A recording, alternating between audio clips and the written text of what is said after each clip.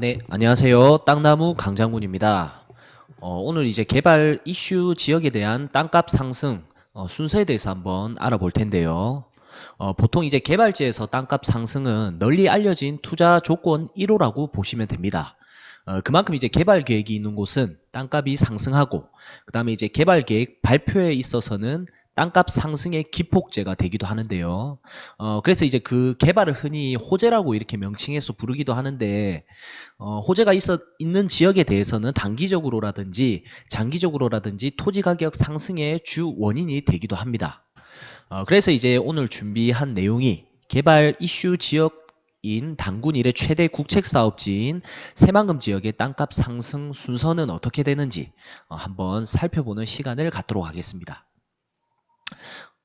실제로 보시면 국토교통부에서 발표하는 전국 지가 상승 12지역을 10개 지역을 살펴보시면요. 10군데가 전부 개발로 인해서 땅값이 많이 오른 걸로 명시가 되어 있습니다.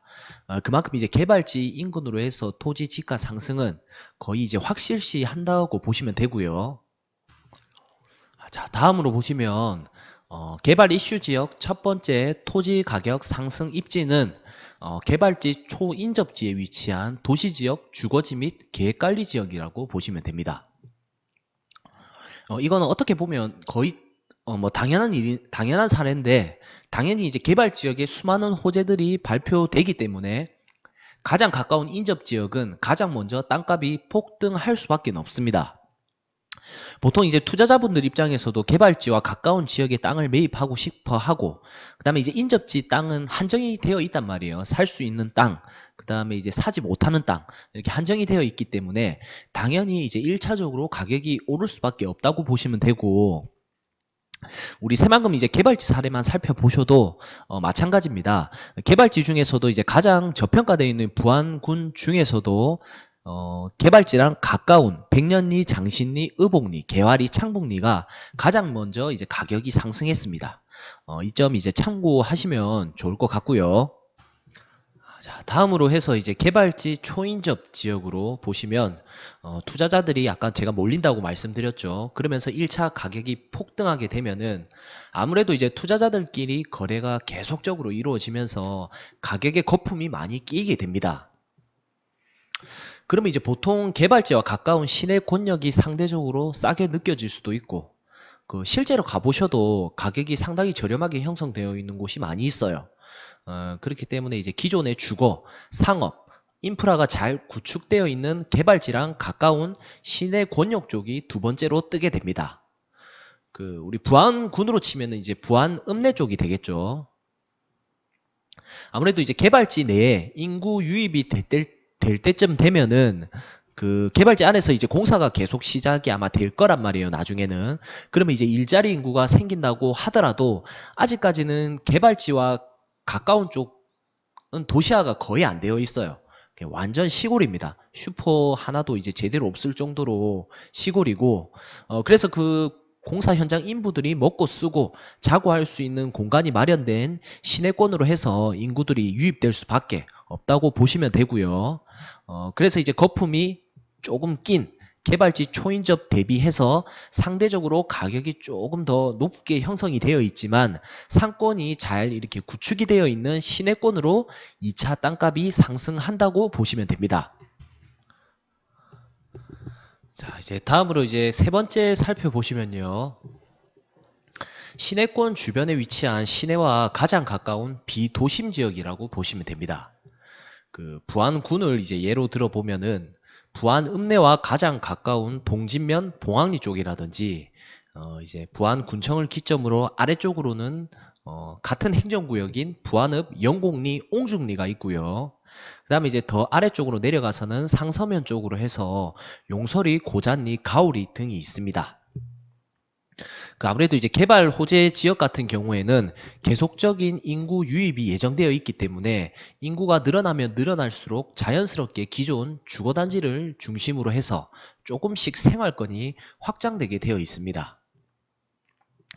따라서 이제 시내권 다음으로 위치해 있는 비도심 지역들이 이제 개발되기 시작하게 되면서 가격이 이제 상승하게 된다고 보시면 되고, 그 이제 예시로 간단하게 이제 생각을 해보면 시내 쪽에 이제 내가 주유소를 하나 지으려고 하는데 이제 시내 땅값이 평당 300만 원이라 예시를 들어보면 차 타고 한 1분 정도만 떨어진 입지는 시내와 가장 가까운 봉황리 쪽이라든지 영곡리 쪽이 있단 말이에요. 거기는 이제 평당 가격이 100만 원에 측정이 되어 있다고 가정을 했을 때 당연히 이제 내가 주유소를 지을 사장이라고 하더라도 뭐 주유소 특성상 굳이 이제 시내 쪽에 있을 필요는 없거든요. 시내와 가까운 입지 좋은 곳에 주유소를 차려놓고 그 다음에 이제 주유소까지 찾아오게 하는 방법을 활용해 보는 게 훨씬 이제 사업성이 높다고 보시면 됩니다. 그래서 이제 시내 쪽과 가까운 비도심 지역이 세 번째로 가격 상승이 예정되어 있다 보시면 되고요. 자, 다음 이제 마지막 쪽으로 해서 바닷가 해수욕장 쪽을 살펴보도록 하겠습니다. 특히 이제 해수욕장 라인 같은 경우에는 토지 지가 영향을 미칠 정도의 불황은 거의 없다고 보시면 됩니다. 특히 이제 새만금 같은 경우에는 부안 쪽으로 관광 인구가 많이 이제 형성될 예정지이기 때문에 관광 인구들이 몰려온다고 하면은 당연히 개발지와 가까운 해수욕장 라인으로 방문할 수밖에 없습니다. 그래서 이제 해수욕장 인근으로 해서 바다 조망이면 더 좋고 뭐 펜션이라든지 농어촌 민박, 커피숍 등이 장사가 굉장히 잘 된다고 보시면 되고요. 우리가 이제 제주도를 예를 들어봐도 우리가 이제 비행기 내려서 어딜 갑니까? 보통 이제 시내 쪽에 영화 보러 가는 사람은 아무도 없죠. 당연히 이제 제주도에 갔으면 제주도 해안도로 따라 이제 관광하러 왔기 때문에 바닷가 쪽이라든지 뭐 이제 해안도로 쪽으로 가셔가지고 소비를 하게 됩니다. 그만큼 이제 토지 지가 상승 순서에 필요가 없을 만큼 관광지 쪽에 위치한 바닷가는 불황이 없다고 보시면 좋을 것 같고요.